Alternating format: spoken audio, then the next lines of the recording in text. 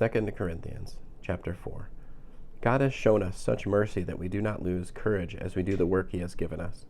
Indeed, we refuse to make use of shameful, underhanded methods, employing deception or distorting God's message. On the contrary, by making very clear what the truth is, we commend ourselves to everyone's conscience in the sight of God. So if indeed our good news is veiled, it is veiled only to those in the process of being lost. They do not come to trust because the God of the olam, hazeh, has blinded their minds, in order to prevent them from seeing the light shining from the good news about the glory of the Messiah, who is the image of God. For what we are proclaiming is not ourselves, but the Messiah Yeshua as Lord, with ourselves as slaves for you because of Yeshua.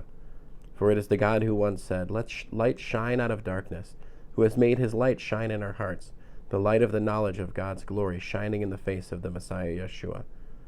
But we have this treasure in clay jars, so that it will be evident that such overwhelming power comes from God and not from us.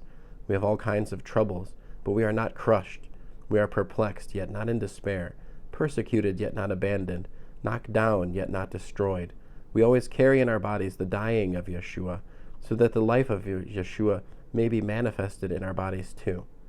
For we who are alive are always being handed over to death for Yeshua's sake, so that Yeshua's life also might be manifested in our mortal bodies. Thus death is at work in us, but life in you.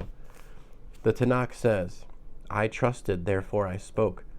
Since we have that same Spirit who enables us to trust, we also trust and therefore speak, because we know that he who raised the Lord Yeshua will also raise us with Yeshua and bring us along with you into his presence.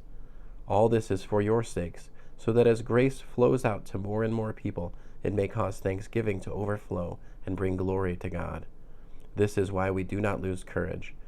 Though our outer self is heading for decay, our inner self is being renewed daily. For our life and transient troubles are achieving for us an everlasting glory whose weight is beyond description. We concentrate not on what is seen, but on what is not seen, since things seen are temporary, but things not seen are eternal. End of 2 Corinthians chapter 4.